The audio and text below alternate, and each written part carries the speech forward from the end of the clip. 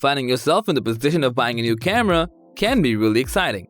And if this is your first time into the world of photography, we can assure you that you are going to love it. However, if you don't know where to start from, then watch this video where we will be giving you some excellent tips that you can follow after buying a new camera. So, without further ado, let's get straight into the video.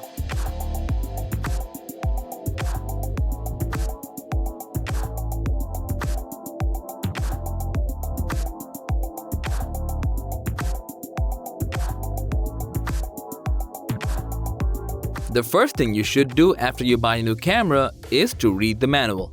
Some of you may find it ridiculous, but this is the way we have learned about photography, because there's a lot of helpful information like how the ISO and exposure work in the manual.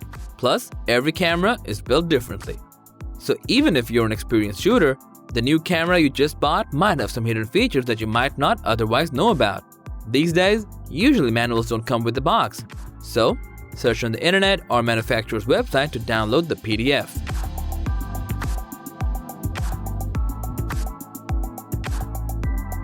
Even though you bought a brand new camera, it might happen that your camera is not running on the latest firmware. So again, you can go to your manufacturer's website and look if there's any new update for your model. Often, camera manufacturers push new features and solve problems for cameras with firmware updates. Take the Canon C70 as an example, which is about to get internal RAW support via a firmware upgrade. Hence, it's always best to be on the latest firmware version.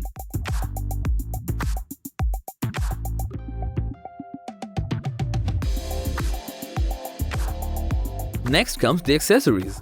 And it's obvious that when you buy a new camera, you're too excited and want to buy all the gadgets for it. But we will recommend buying only the things you will most need, like the battery, SD card, and maybe a quick release plate if you're going to work a lot with the tripod. When it comes to battery, buy at least 2 because a dead battery means no photos. Also, when buying a battery, always try to get it from the first party, as things can go wrong anytime.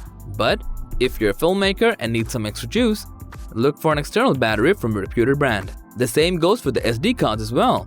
Also, look for a higher read and write speed, because a slower SD card can keep up when you're taking those burst shots and high-res slow-mo video footage. So, don't cheap out with the SD cards.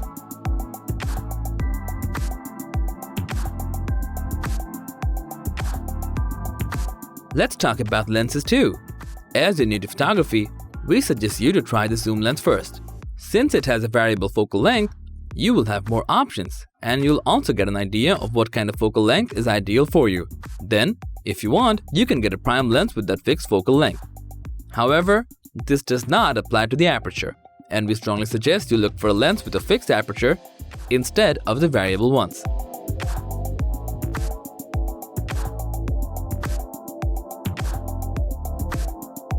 If the new camera comes with a viewfinder, you will find a small dial near the eyepiece called the diopter.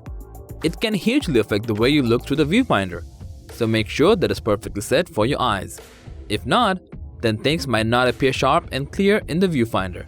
Even if you were shooting for a while and didn't set your adapter, we highly recommend you to try it now. You'll be surprised seeing how clear things can appear in your viewfinder.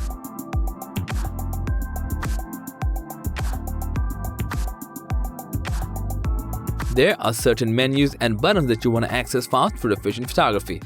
Fortunately, you can customize it according to your needs, as most cameras allow you to do that. Therefore, it's always a great idea to assign features and settings you use the most to your camera's physical button and menu screen.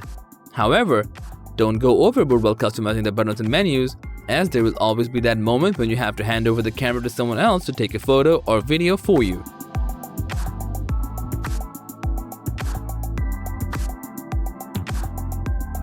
Another thing you can do is watch some tutorial videos and read articles on the internet about your specific camera, because users on the internet might give you some insights about the challenges and answers to those quirks during the testing periods.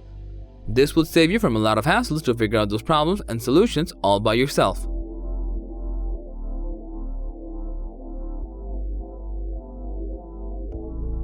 Finally, go and shoot a lot with the new camera and see which settings work best for you. Of course, you have to consider what other users and manufacturers recommend, but you have to figure out which ISO and exposure settings are acceptable for you.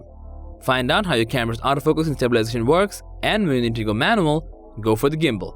Try to memorize all the buttons and menus in your camera and make as many mistakes as you can before shooting an actual client.